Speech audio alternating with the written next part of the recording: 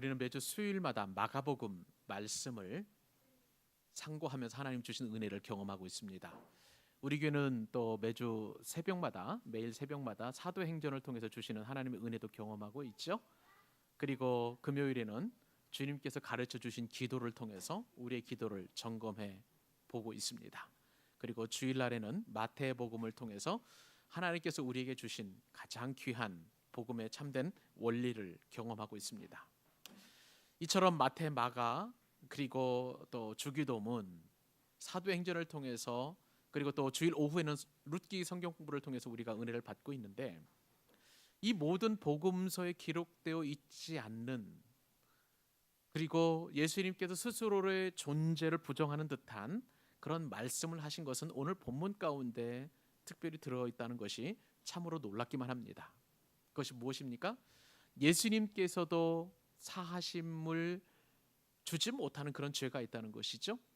오늘 말씀에 따르면 28절이죠. 내가 진실로 너희에게 이르노니 사람의 모든 죄와 모든 모독하는 일은 사하심을 얻되. 그 다음에 29절 말씀입니다. 누구든지 성령을 모독하는 자는 영원히 사하심을 얻지 못하고 영원한 죄가 되느니라. 여러분, 우리가 믿는 복음은 어떤 내용입니까? 예수 그리스도께서 우리 모든 죄를 용서하셨다는 것, 이것이야말로 우리의 복음 중에 복음 아니겠습니까?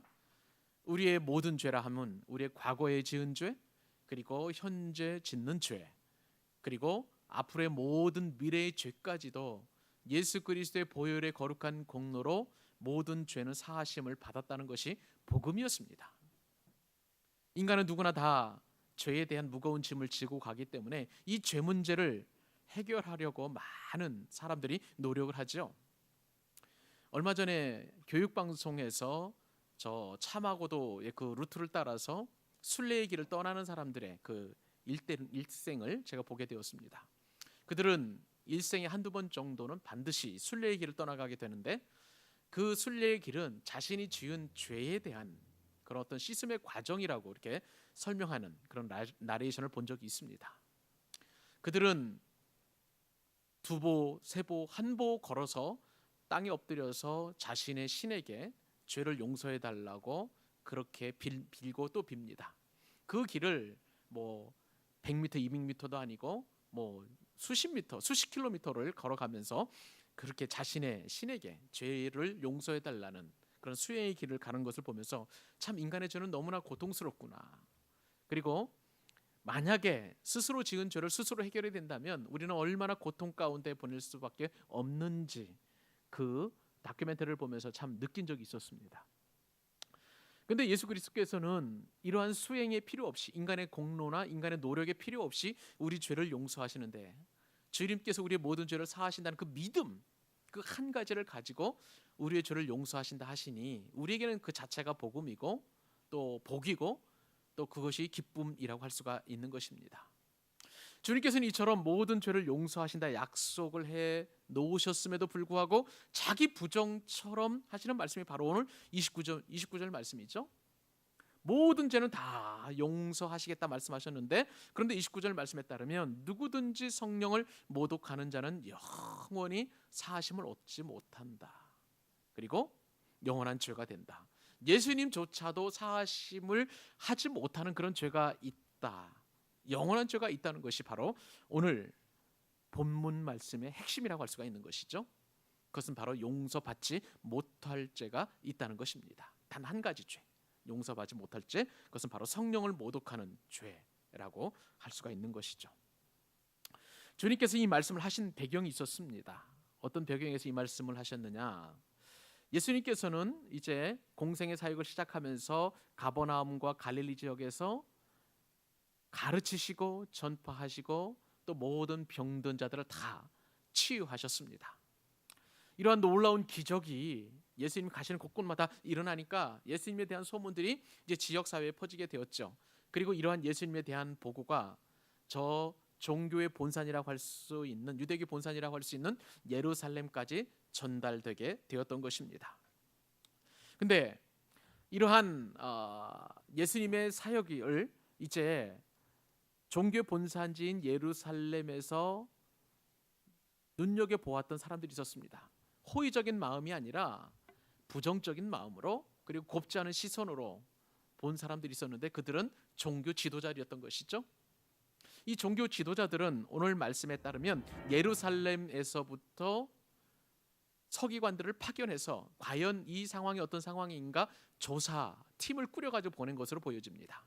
그래서 이 서기관들은 과연 예수님께서 귀신들을 쫓아내는 것, 그리고 병든 사람을 고쳐내는 것이 온당하게 한 일이냐, 그들은 이미 조사도 하기 전부터 결론을 내리고 있었습니다. 그들의 결론은 무엇입니까? 22절에 보면 예수에게서 바알세불이 집혔다, 또 귀신의 왕을 힘입어서 귀신을 쫓아낸다라는 이미 나름대로의 로드맵을 가지고 이제 진상조사를 하러 갈릴리로 온 것입니다. 이런 상황 속에 이들보다 약간 앞서서 누가 왔냐면 예수님의 친족들이 왔습니다. 여기서 예수님의 친족은 다른 성경에 보면 예수님의 어머니 마리아와 또한 예수님의 동생들이었음을 볼 수가 있습니다. 21절에 보니까 예수님의 친족들은 예수님에 대해서 어떤 생각을 했냐면 예수가 미쳤다는 것이죠. 예수가 미쳐서 미친 예수를 붙잡으러 온 것이라고 성경은 분명하게 그렇게 기록되어 있습니다. 예수님의 사역은요, 이처럼 사람들에게 환영받지 못했습니다. 가장 가까운 혈육 친척인 예수님의 친족으로부터도 환영받지 못했고, 가장 종교적이며 영적이라고 자부하는 이러한 종교 지도자들로부터도 환영받지 못했던 그런 사역이 되었던 것입니다. 이런 상황 속에서 예수님은 스스로를 변증하셨습니다. 어떻게 변증하셨습니까? 23절 이후에 비유로 말씀하셨는데 사탄이 어찌 사탄을 쫓아낼 수 있느냐, 그리고 만일 나라가 스스로 분쟁하면 그 나라가 설 수 없고 집으로 스스로 분쟁하면 그 집도 설 수 없는 것처럼 사탄의 자기를 거슬러 일어나 분쟁하면 설 수 없고 망하느니라. 그러니까 사탄의 나라가 어떻게 스스로 자신의 동족들을 그렇게 겨루어서 쫓아낼 수 있느냐 하는 것이 예수님의 논점이었습니다. 그리고 27절 이후에 보면 사람이 먼저 강한 자를 결박하지 않고는 그 강한 자의 집에 들어가 세간을 강탈하지 못하리니 결박한 후에야 그 집을 강탈하리라. 힘의 논리가 작용한다는 것을 주님께서는 이렇게 쉽게 설명하시고, 그리고 나서 이제 말씀하신 것이 바로 성령 모독죄에 관한 그런 말씀을 오늘 본문에서 하시는 것을 볼 수가 있습니다. 예수님은요, 결론적으로 이러한 서기관들의 예수님에 대한 그러한 판단과 또 예수님에 대한 그러한 어떤 가치관, 그리고 예수님에 대한 그런 어떤 선입견이 얼마나 잘못됐는지를 강력하게 말씀하시는 것을 볼 수가 있습니다. 서기관들이 했던 그런 모든 것들은 성령을 모독하는 죄에 해당한다라고 이미 규정을 하신 것이죠. 이 말씀은 예수님께서 하신 말씀 가운데 가장 무서운 말씀이라고 할 수가 있습니다. 왜 그렇습니까? 예수님은 자비로우신 분이세요. 긍휼 위에 국률이 풍성하신 분이십니다. 그리고 아까 말씀을 드린 것처럼 예수님께서는 인간의 모든 죄를, 아니 인류의 모든 죄를, 그것도 과거 현재 미래 모든 죄를 다 용서하실 정도로 엄청난 권세와 권능이 있는 분이셨습니다. 예수님께서는요, 심지어 십자가에 못 박혀 죽으실 때에도 자신을 못 박는 그런 사람들을 하나님 앞에 아버지께 용서해 달라고 그렇게 구하셨던 분이셨습니다. 그러나 지금 예수님은 서기관들의 죄를 용서해 달라고 하나님 아버지께 절대 부탁하지 않는 그러한 모습을 오늘 본문에서 우리가 살펴볼 수 있습니다. 서기관들이 짓고 있는 이 죄는 지금 영원한 죄였고, 그리고 영원히 사하심을 받지 못하는 죄다라고 어미로운 말씀을 하고 계시는 것입니다. 너무나 어미롭고 너무나 무서운 말씀이라서 제가 본문을 다시 한번 읽어드립니다. 내가 진실로 너희에게 이르노니 사람의 모든 죄와 모든 모독하는 일은 사하심을 얻되 누구든지 성령을 모독하는 자는 영원히 사하심을 얻지 못하고 영원한 죄가 되느니라. 자, 여러분, 이 말씀을 통해서 우리는 과연 예수님께서 용서하지 않으시는 죄, 혹은 예수님의 입장에서 말씀하신 것처럼 용서받지 못할 죄가 무엇인지를 말씀을 통해서 우리가 살펴보게 되는 것입니다. 자, 그러면 용서받지 못할 죄는 도대체 무엇인가요? 첫째는요, 복음 전파를 방해하는 죄가 바로 용서받지 못할 죄라는 것입니다. 사실 오늘 우리가 읽었던 이 마가복음 3장 28절 29절 말씀은요, 성경에서 가장 어려운 난해 구절 가운데 하나라고 신학자들은 보통 이야기합니다. 근데 일반적으로 생각하는 것처럼 해석과 적용이 어려운 말씀이 아니라는데 참 아이러니한 그런 상황이라고 할 수가 있습니다. 먼저 이 말씀을 정확하게 우리가 이해하기 위해서는 앞뒤 문맥과 그리고 성경 전체에서 흐르는 그 흐름을 가지고 이 말씀을 우리가 살펴볼 필요가 있습니다. 우선 문맥이라고 할 때에 우리가 지금 이 상황이 이 말씀을 하시게 된 배경은 어떤 배경이었습니까? 서기관들이 예수님을 모함하고 죽이려 했던 것은 지금까지 예수님에 대한 비난과 차원이 다른 그런 상황에서 지금 전개가 되고 있는 것을 볼 수가 있습니다. 지금까지와는 달리 지금 예루살렘에서 내려온 서기관들이 예수님에 대한 그런 평가를 하는 것은 즉 어떤 평가입니까? 예수님께서 귀신을 쫓아내거나 병을 고치는 것은 바알세불을 지폈다 내지는 귀신의 힘입어서 귀신을 내쫓았다 하는 그 관점이었죠. 이러한 관점은 이전에 있었던 서기관들이나 종교 지도자들이 가지고 있었던 생각과는 완전히 다르고 예수님의 사역을 뿌리째 흔들어 버리는 그러한 모함이었던 것을 우리가 생각해 볼 필요가 있습니다. 서기관들은 귀신이 들렸다면서 예수님의 명예를 심각하게 훼손을 시켰습니다. 그런데도 예수님은 자신을 모독한 것을 큰 죄로 여기지 않으셨습니다. 28절 다시 보면 내가 진실로 너희에게 이르노니 사람의 모든 죄와 모든 모독하는 일은 사하심을 얻되. 이 말씀은요, 더 깊이 말씀을 생각해 보면은 사람이 예수님께 행하는 모든 죄와 모든 모독하는 일은 사하심을 얻되라고 우리가 숨겨진 문맥 속에서 예수님을 가로로 넣고 읽어내면 우리가 더 쉽게 이해할 수 있는 그러한 말씀이 되겠습니다.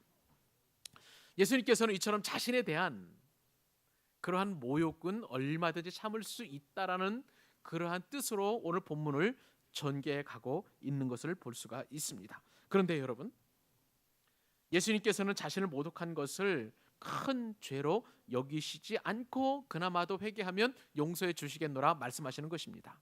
그런데 29절에 보니까 상황이 완전히 바뀝니다. 누구든지 내가 아닌 성령을 모독하는 자는 영원히 사하심을 못한다. 즉 성령님을 모독하는 죄에 대하여 사하심을 못하는 영원한 죄가 된다라고 말씀하시고 계시는 것입니다. 간단하게 말씀을 드리면요, 예수님께서 지금 귀신을 쫓아내는 것은 예수님이 사탄보다 더 강한 분이시기 때문에 가능한 일이었습니다. 자, 그러면 예수님은 사탄보다 어떻게 해서 강해질 수 있었을까요? 그것은요, 예수님께서 공생의 사역을 시작하셨을 때의 세례를 받으셨을 때를 생각해 보면 우리가 쉽게 이해할 수 있습니다. 무슨 내용입니까? 예수님께서는 성령의 임재하심을 통해서 성령의 세례를 받으시고 그리고 나서 본격적으로 기적과 이사를 행하신 것을 볼 수가 있습니다. 정확하게 말씀을 드리면 예수님께서 이처럼 귀신을 쫓아내시고 병을 고치시는 것은 성령님의 능력을 덧입어서 그 일을 감당하셨노라라는 그 문맥의 의미가 들어가 있는 것이죠. 이게 왜 중요한 것입니까? 우리가 잘 아는 것처럼 성부, 성자, 성령님은 모든 권위와 능력이 동등하신 분이십니다. 삼위일체 하나님, 우리에게는 그런 부분을 너무나 잘 인식하고 있죠. 그런데 이 말씀 속에는요, 예수님께서 성령보다 낮으신 분으로 표현하고 있는 것을 볼 수가 있습니다. 그만큼 겸손하신 분이셨습니다. 성부, 성자, 성령의 권능과 권위와 그리고 그 위는 동등합니다. 서로 교통하시고 또 서로 침투하시면서 서로를 존중하시고 배려하시고 서로를 사랑하시는 삼위일체의 한 하나님이신 것입니다. 그런데 예수님께서 이 말씀을 하시는 그 배경 가운데서는 스스로를 낮추셔서 성령님을 높이시는 것을 볼 수가 있습니다. 예수님의 겸손을 이 말씀 가운데서 우리가 살펴볼 수 있는 것이죠. 예수님은 귀신을 쫓아내는 것을 어디까지나 성령의 능력을 덧입어서 그 사명을 감당하셨노라라는 행간의 의미가 이 말씀 안에 들어있는 것을 볼 수가 있습니다. 그러므로 예수님께서 귀신을 쫓아내시고 병을 고치신 것은 성령께서 기름 부으시고 성령께서 역사하셔서 예수님을 통해서 그 역사가 이루어진 것입니다. 그러므로 이러한 예수님의 엄청난 사역에 대하여 귀신이 들렸다 혹은 바알세불의 힘을 빌렸다 그리고 귀신의 왕의 힘을 빌었다라고 이야기하는 것은 예수님에 대한 모욕 차원을 뛰어넘어서 성령에 대한 모독이 되는 것입니다.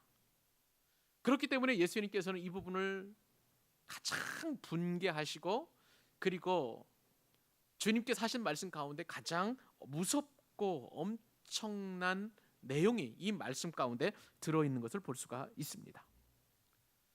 이 예루살렘에서 내려온 서기관들은 이처럼 성령의 역사를 바알세불의 역사로 바꿔버렸기 때문에 예수님께서는 이처럼 성령을 모독하는 죄에 대하여 더 이상 용납하지 아니하시고 묵과하지 않으시겠다고 말씀하시는 것입니다. 사랑하는 여러분, 이 말씀을 통해서 우리가 얻을 수 있는 교훈은 무엇입니까? 우리가 복음을 전파할 때 반드시 성령의 능력을 덧입어서 그 사명을 감당할 수 있습니다. 우리가 잘 아는 것처럼 마태복음 28장 18절 사도행전 1장 8절 말씀에 따르면 오직 성령이 너에게 임하시면 너희가 무엇을 받습니까? 두나미스, 권능을 받는 것이죠.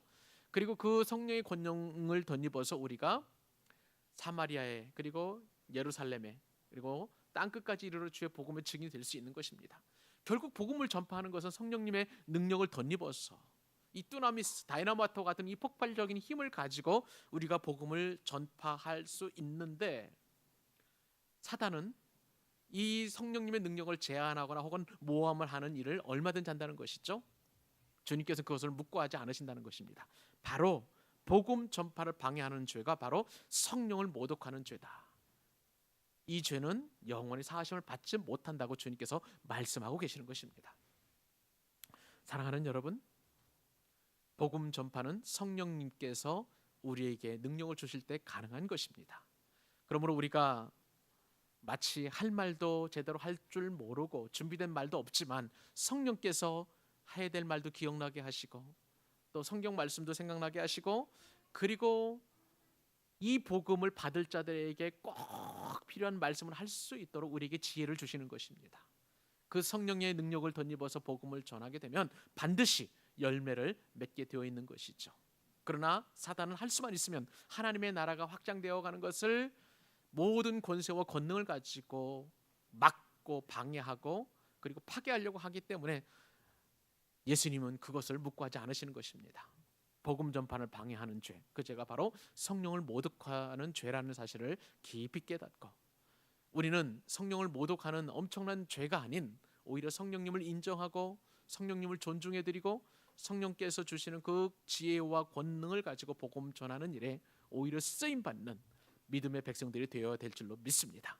저는 귀한 지혜로운 삶을 살아가는 저와 여러분 될 수 있기를 주님의 이름으로 축복합니다. 성령을 모독하는 죄는 또 하나의 죄가 됩니다. 복음 전파를 방해하는 죄를 성령을 모독하는 죄로 말씀을 드렸죠. 또 하나의 죄는요, 예수님을 믿지 않는 죄가 바로 성령을 모독하는 죄인 것입니다. 예수님을 모독하는 죄는 용서가 되지만 성령을 모독하는 죄는 용서되지 않는다는 말씀, 이 말씀이 어디에 기록되어 있냐면요, 누가복음에 기록되어 있는 것을 볼 수가 있습니다. 우리 다 같이 마가복음 뒤에 있는 누가복음 말씀 한번 찾아서 읽도록 하겠습니다. 누가복음 12장 9절과 10절 말씀. 이 말씀을 우리가 묵상을 해야만, 상고를 해야만 성령을 모독하는 죄가 예수님을 믿지 않는 죄라는 것을 우리가 깊이 인식할 수가 있습니다. 자, 누가복음 12장 9절 10절 말씀 같이 한번 읽어보도록 하십시다. 시작.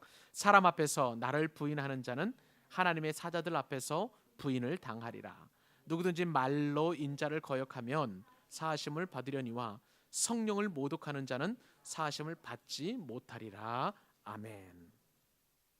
자, 이 말씀이 기록된 배경에는 주님께서 바리새인들의 외식에 대하여 주의하고 또 이 외식에 대하여 경고하는 말씀 가운데 이루어진 그런 내용이었습니다. 누가복음 12장 1절에 따르면 무리 수만 명이 모여서 서로 밟힐 만큼 엄청난 수가 모이게 되었을 때에 예수님께서 먼저 어떤 말씀하셨냐면은 너희는 바리새인들의 누룩을 조심하라. 누룩이라는 것은 바리새인들의 외식이죠. 겉으로 드러나는 외형적인 모습을 상징적으로 표현하는 그런 비유의 말씀이었던 것입니다. 자, 이러한 비유의 말씀을 하시는 가운데에서 주님께서는 성령 모독죄를 말씀하시는데, 그래서 9절 말씀을 보니까 사람 앞에서 나를 부인하는 자는 하나님의 사자들 앞에서 부인을 당하리라. 그 전에 8절 말씀에 따르면은 내가 또한 너희에게 말하노니 누구든지 사람 앞에서 나를 시인하면 인자도 하나님의 사자들 앞에서 그를 시인할 것이다. 즉 예수가 그리스도이심을 시인하게 되면 예수님께서도 하나님 앞에서 이 고백을 하는 사람이 이제 하나님의 백성이라는 것을 주님께서 친히 시인하시겠다고 그 말씀하시는 것이죠. 반대로 사람 앞에서 예수님을 부인하게 되면 하나님의 사자들 앞에서도 예수님께서 이를 부인할 것이라 말씀하신 것을 볼 수가 있습니다.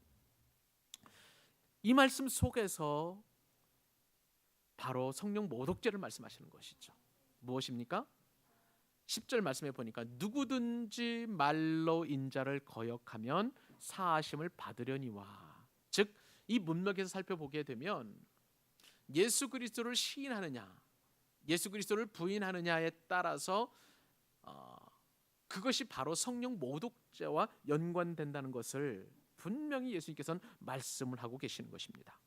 말로 인자를 거역함을 사하심을 받는다라는 이 말씀은 예수님을 부인해도 용서받는다는 그런 문자적인 의미로 받아들여서는 안 됩니다. 왜냐하면 뒤에 말씀 때문에 그런 것이죠. 성령 모독죄에 대해서. 즉 이 말씀은 예수님을 부인하는 사람들에게 예수님 자신은 부인한다고 할지라도 예수님을 통해서 임하시게 되는 하나님의 나라를 반드시 받아들이라는 그 말씀으로 이해를 해야 우리가 성령 모독죄를 쉽게 이해할 수 있는 것입니다. 결국은 예수님을 믿지 않는 죄는 영원히 용서함을 받지 못한다는 것을 우리는 이 말씀을 통해서 낱낱이 아주 분명하게 그리고 명쾌하게 명확하게 이해할 수 있는 것입니다. 사랑하는 여러분, 예수님을 시인하는 것은 이처럼 너무나 중요한 것입니다. 왜요? 영원히 사하심을 받느냐, 죄를 사하심을 받느냐, 그렇지 못하느냐의 어떤 리트머스 시험지와도 같고 판별식과도 같은 그러한 말씀이기 때문에 그렇습니다. 예수님을 시인하는 자는 하나님 앞에서 예수님으로부터 시인을 받게 된다는 것이죠. 영생 복락과 구원을 얻는다는 분명한 말씀이 들어 있습니다만, 그러나 사람 앞에서 하나님 앞에서 예수님을 부인하게 되면 그 죄는 영원히 사하심을 받지 못하는 영벌에 처하게 되는 성령 모독죄라는 사실을 우리가 말씀을 통해서 깨닫게 되는 것입니다. 말씀을 맺겠습니다. 우리는 그동안 이 본문을 가지고 3주, 4주 정도 말씀을 깊이 상고하게 되었습니다. 사랑하는 여러분, 이 세상의 모든 죄는 용서받을 수 있습니다. 맞습니까? 그것이 진실입니까? 아멘이죠. 그러나 용서받지 못할 죄가 한 가지 딱 있다고 주님은 분명하게 말씀하셨습니다. 그 죄가 무엇입니까? 성령을 모독하는 죄다. 성령을 모독하는 죄는 무엇입니까? 예수님을 믿지 않는 죄요, 성령을 모독하는 죄는 또한 복음 전파를 방해하는 죄라는 것을 말씀을 통해서 깨닫게 되었습니다. 진리와 율법의 정통성을 지키는 수호자라고 자처하던 예루살렘의 서기관들은 실상은 진리로부터 격리된 그런 사람들이었습니다.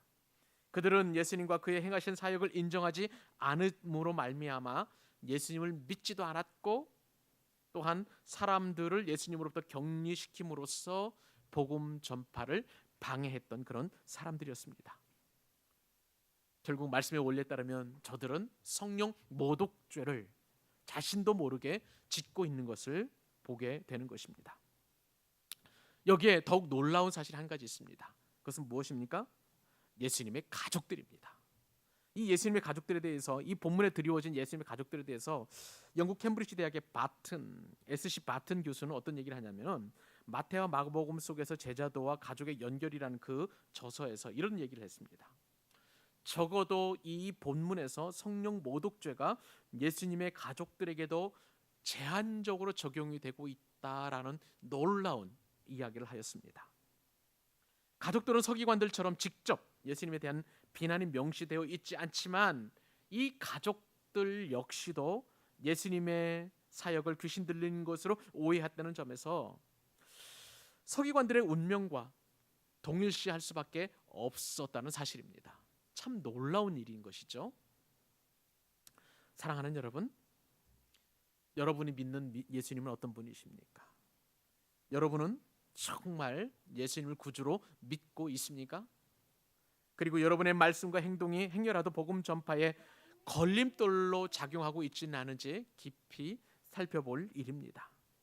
오늘 말씀을 통해서 하나님은 예수님과 아무리 가까운 혈육이라 할지라도, 진리를 파수하기 위해 율법에 정통한 서기관들이라 할지라도, 그것이 오히려 용서받을 수 없는 성령 모독죄에 해당한다라고 주님은 이 말씀을 통해서 분명하게 경고하고 계심을 볼 수가 있습니다.